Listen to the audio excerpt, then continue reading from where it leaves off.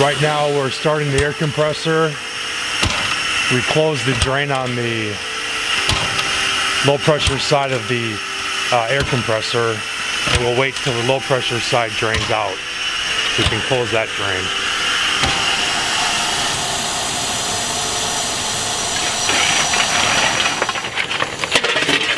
Always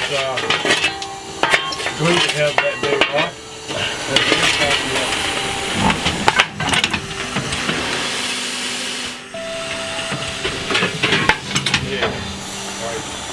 So let's grab that plate off the stoker. But today we have fire.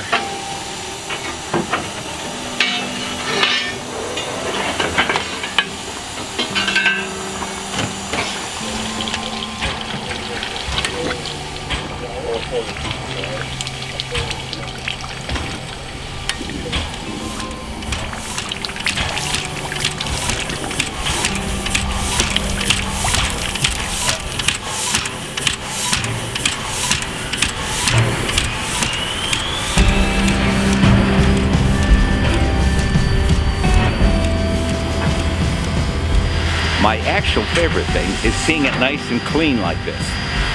Our partner Bert, from the old school, he likes them dirty like they were back in the days when we used to see them in real life and stuff. But I always like it when she looks like she just came out of the shop. Just sparkling, beautiful, and gorgeous. Why do you run us to entertain? Well, we do it basically for the community. We will have probably 300-400 children show up, something like that, and their parents, of course. And it's a treat for them to go through the caboose, see Santa, get the picture on his knee, all that type of thing. And it's a very joyous, festive thing, and the community really gets into it. We have a lot of participation from businesses in the area, Chamber of Commerce, these kind of things. And that's basically why we do it, just to kind of show it off, and have fun with it, and get everybody in the Christmas spirit. One thing that the 1003 has that's somewhat unique for operational locomotives today is this locomotive has what's called indirect wall shirts gear. Typically on wall shirts gear, when you put the radius rod down, is forward on the locomotive. On this locomotive, that's actually putting it into reverse. So when you raise the bar up on this engine, is forward. Difference being, with the locomotive sitting here with rods back, the eccentric crank is on a 45-degree angle forward, and that's an indicator that the locomotive has indirect wall shirts valve gear. This engine, for its size, in 1913 was actually built without a power reverser. So as you would hook the locomotive up with the Johnson bar, it gave you the ability to have gravity work in your favor, being able to drop the radius rod down further in the link to overcome the tremendous weight of the valve pressure along with all the weight of the valve gear, is why the locomotive was built that way originally.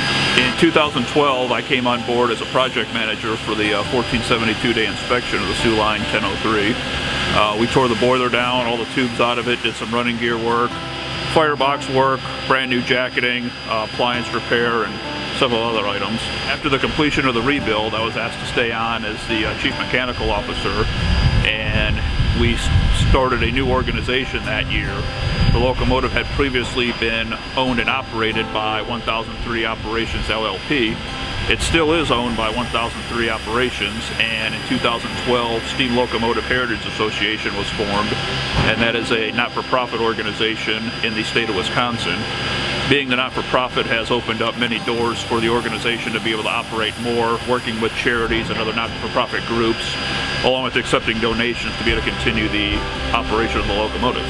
This currently is the largest operational privately owned steam locomotive in the country that still is able to operate on the general railroad system, and we can take this locomotive anywhere that the railroads will allow us to go.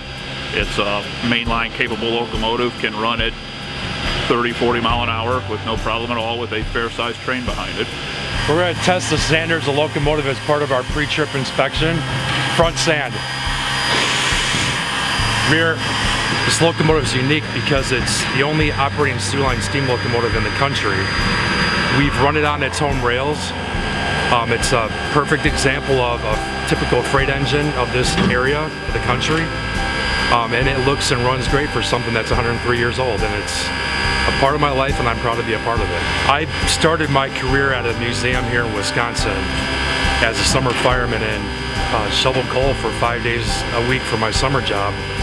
I actually met Gary Bensman in the late 1990s, and I actually went to work for him in his diversified rail services. I learned a lot more experience than I had gained at the museum through Gary, and that's what got me started with the experience I needed to work with this group.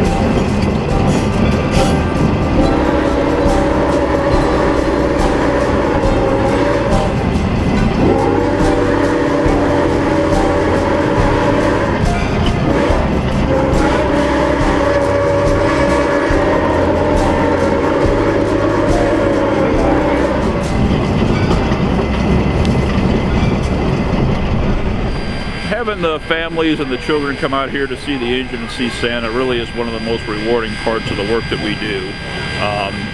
You know, everybody on this crew truly loves and is dedicated to the preservation and operation of this engine, but the biggest thing and the greatest thing that we get to do is to share it with others, and that's what we're doing here today, along with seeing Santa. Well, I think it's their enthusiasm, and they're all looking forward to Santa Claus. That's number one, especially for the little ones. The rest of the people, the young ones all the way up to about 92, are really interested in that steam locomotive. And they come out, I get a lot of questions about it, you know, how fast can it go, how much coal does it carry, all those kind of things. I think it's just the enthusiasm of everybody that shows up, that everybody kind of wants to be a part of it. It's great to see all these kids and how excited they are about the sights and sounds of the steam locomotive. But what's more important to me is that a long time ago I was one of those kids looking at a machine like this and being amazed by it and actually wanting to run one someday. And I actually made that happen. So it's amazement for me to see the excitement of the kids because I was in their shoes at one point in my life.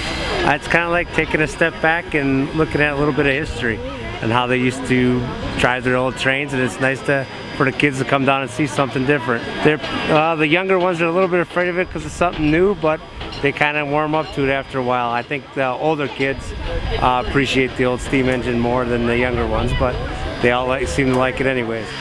I was all dressed up in my conductor uniform. Little kid came up to me about, I don't know, 5, 6 years old, something, that looked up at me and said, did you go all the way to the North Pole to get Santa? I didn't have the heart to tell him I picked Santa up 3 miles out of town. So I said, no, Santa came part way with the reindeer, and then we met him and brought him the rest of the way, and he was so happy because the reindeer had participated.